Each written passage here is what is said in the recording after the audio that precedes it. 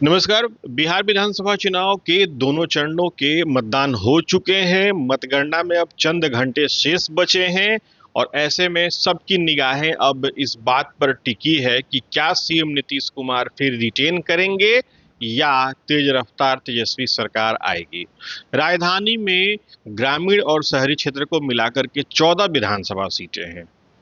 हमारे साथ अभी राज्य के वरिष्ठ पत्रकार कौशलेंद्र प्रियदर्शी है।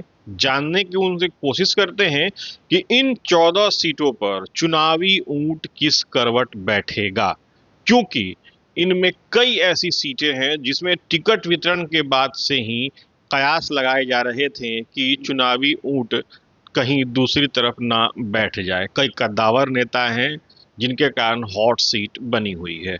कौशलेंद्र जी से जानते हैं कि एक ओवरऑल तस्वीर क्या हो सकती है, अनुमान क्या हो सकता है। 14 सीटें ग्रामीण भी हैं और शहरी भी हैं। क्या तस्वीर उभर के सामने आ सकती है, क्योंकि इन सीटों में कई ऐसे चेहरे भी हैं जिनके कारण वो हॉट सीट बनी हुई है। दानापुर में राम कृपाल हैं, उनके कारण हॉट सीट बनी हुई है। कुम्हरार, जिसको परंपरागत रूप से बीजेपी की सीट मानी जाती थी, टिकट वितरण में कुछ ऐसे नाम आए तो हुआ कि कायस्थ वोट वहां से बिदक सकते हैं। पटना साहिब है, बांकीपुर है। तो मैं आपसे पहले जो शहरी क्षेत्र को जो टच करती हैं सीटें, उनके बारे में आपके अनुमान को मैं जानने की कोशिश करूंगा।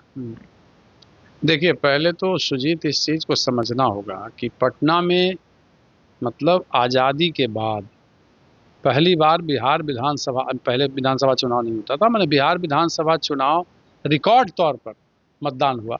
66.91% मतदान हुआ पटना जिले में। अब ये थोड़ा अलग करके बताना मुश्किल है कि कौन कितना में है, लेकिन आपका सवाल जो है कि क्या किन सीटों पर कौन जीतेगा, एक अनुमान, एक कोशिश की जा सकती है।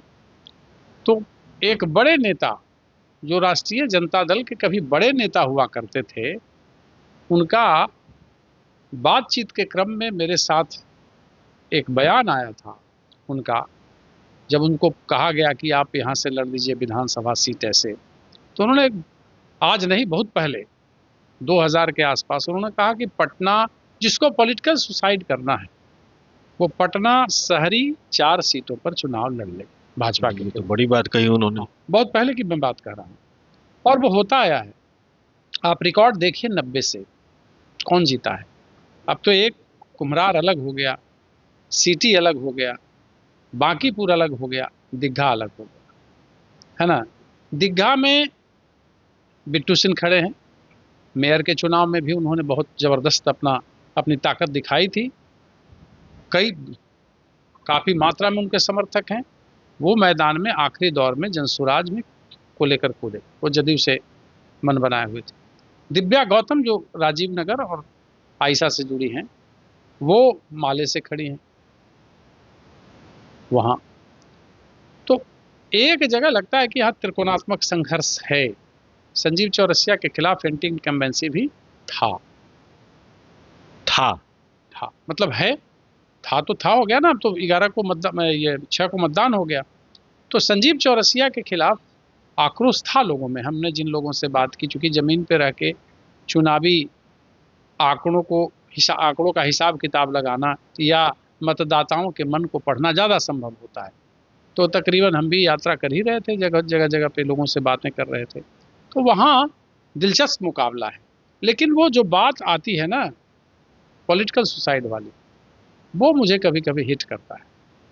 तो आप समझ गए होंगे दीघा का रिजल्ट। बांकीपुर नितिन नवीन, रेखा जी खड़ी हैं यहाँ से कांग्रेस से, बहुत कुछ बनने वाला नहीं है। यानी कि बांकीपुर बीजेपी के लिए सेफ हो सकता है। मतलब सेफ हो नहीं सकता है, सेफ है। अब चलिए कुम्हरार, इसी तरीके से केसी सिन्हा, बड़ा नाम, शिक्षाविद, मैथ के बड़े टीचर खड़े हैं वहाँ से। आक्रोश था कायस्थ मतदाताओं में कि भाई हमको टिकट क्यों नहीं, हमारा क्या वजूद, हमको तो देना चाहिए था।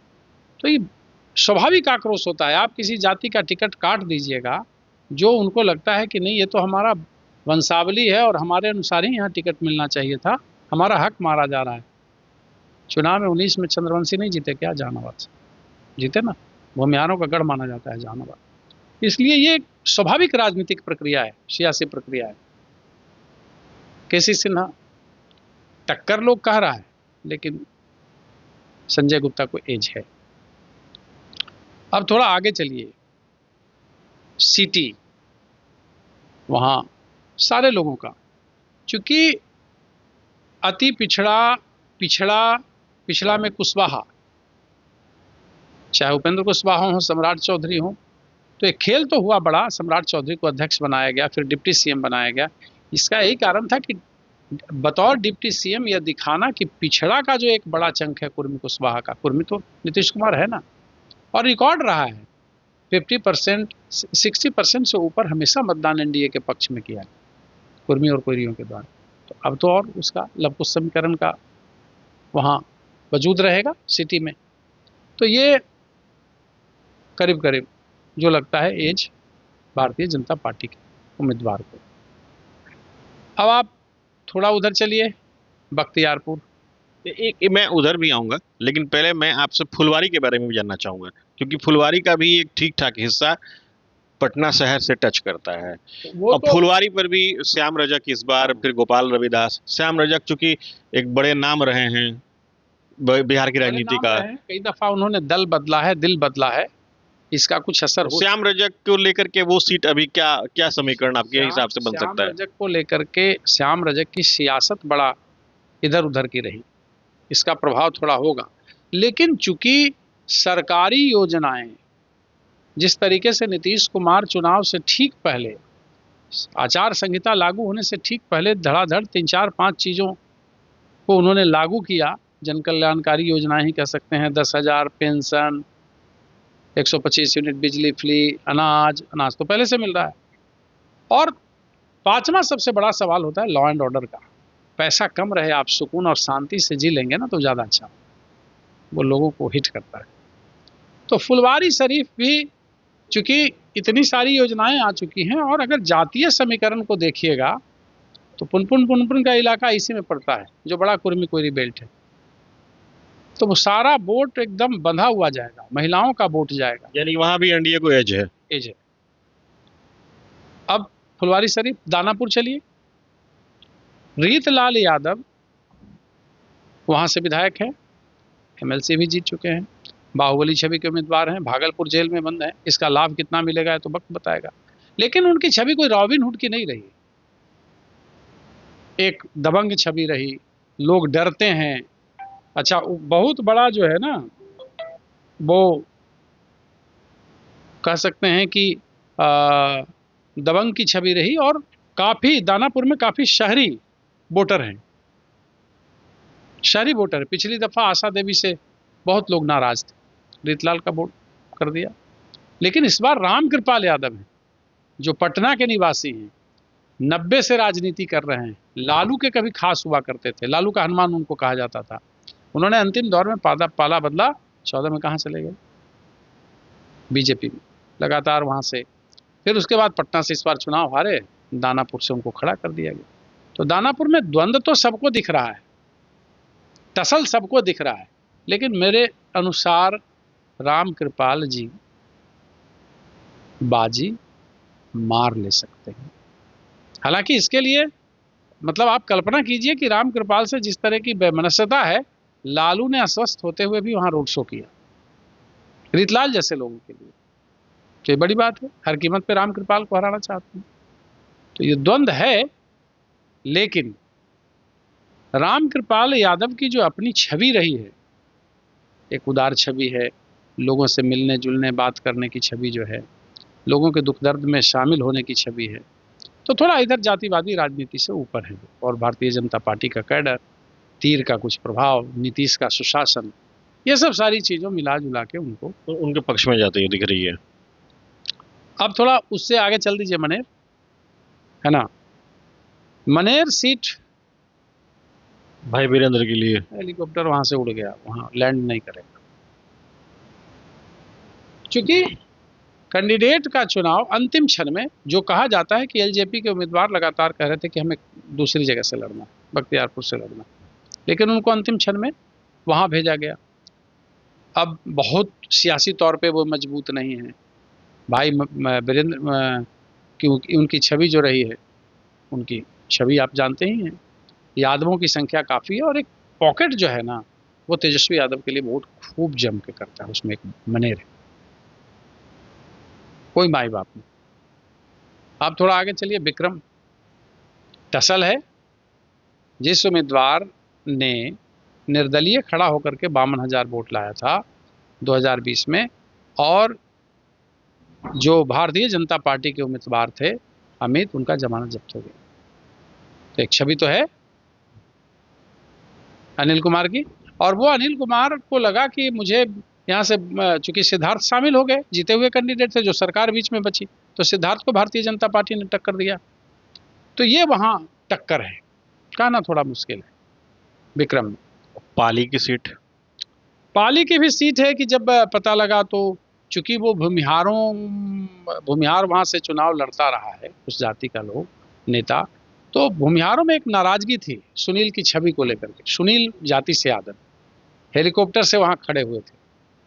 माले के जो नेता हैं, उनकी छवि भी अच्छी है, हर लोगों से अच्छे से बात करना, ये प्रॉपर वे में स्थानीय तौर पे बहुत प्रभाव डालता है।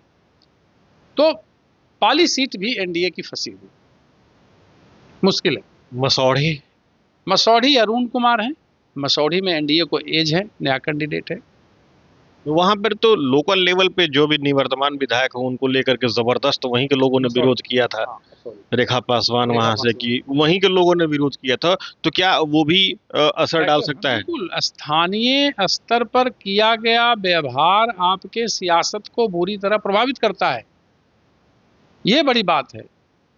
तो अच्छा, मसौढ़ी बड़ा टाउन है, ठीक ठाक अनुमंडल है।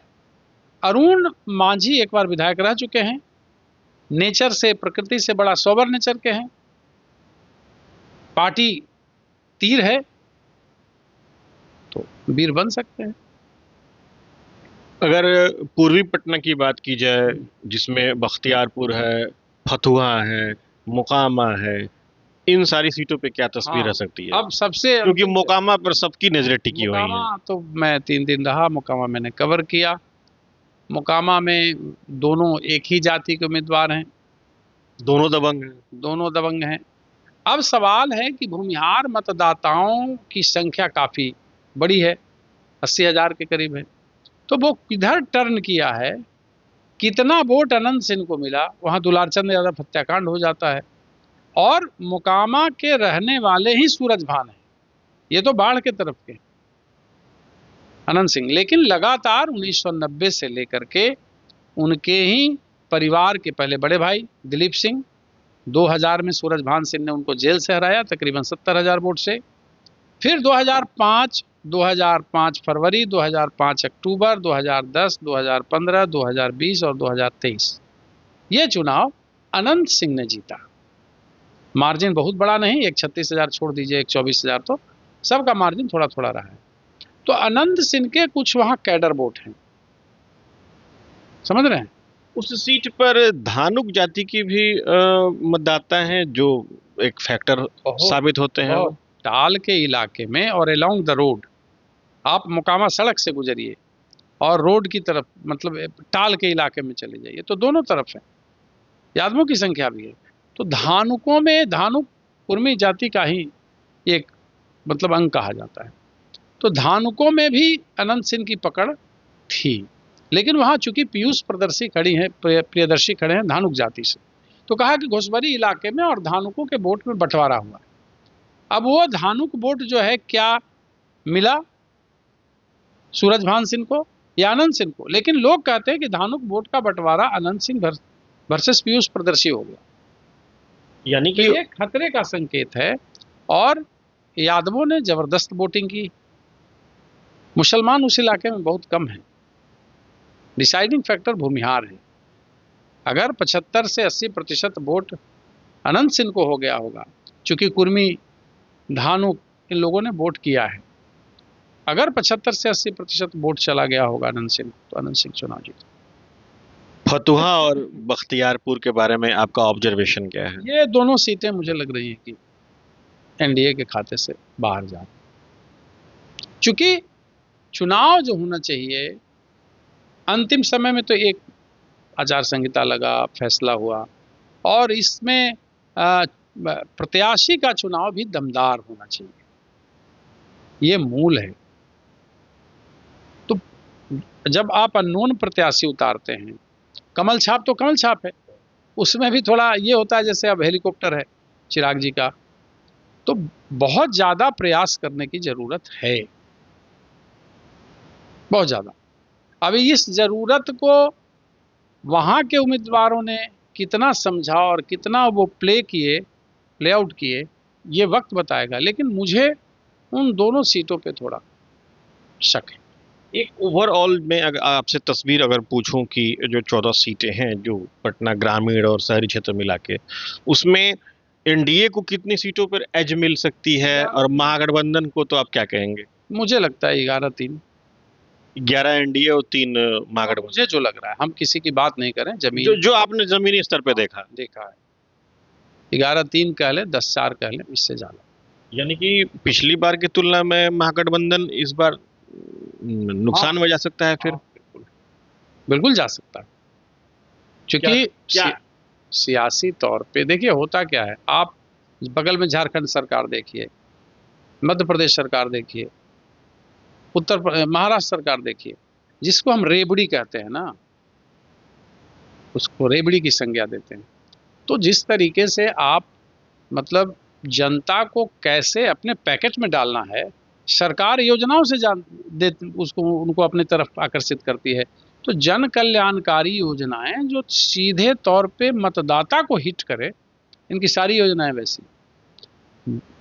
तेजस्वी ने जरूर घोषणा की है कि हम ऐसे करेंगे, सर नौकरी देंगे लोगों को, सारे संविदा कर्मियों को अस्थायी करेंगे, फिर आप इसको हाँ 30,000 करेंगे, तो करेंगे गागेगी में अभी मतदाता जो है नहीं जा रहा। हाँ, युवा वर्ग का एक जो चंक है वो तेजस्वी को नौकरी रोजगार को लेकर के जरूर वोट किया है, लेकिन महिलाओं का बड़ा फैक्टर, महिलाओं ने जम करके वोट नीतीश कुमार को किया, एनडीए को किया। बिल्कुल, तो ये थे हमारे साथ सीनियर जर्नलिस्ट कौशलेंद्र प्रियदर्शी। इन्होंने स्पष्ट रूप से जो जमीनी स्तर पर जो जिन चीज़ों को देखा है उसके हिसाब से बताने की कोशिश की कि महागठबंधन या फिर एनडीए किसे एज मिल सकता है। बहरहाल मतगणना में अब चंद घंटे बाकी हैं और मतगणना के बाद ये सारी बातें दूध का दूध और पानी का पानी एकदम साफ हो जाएंगी कि इस विधानसभा चुनाव में राजधानी के मतदाताओं ने किस पर अपनी उम्मीद जताई है। Sujeet Kumar, TV9 digital, Patna. Co presented by Vimal Elaichi, बोलो जुबा केसरी, co powered by Sensodyne in association with V guard water heater.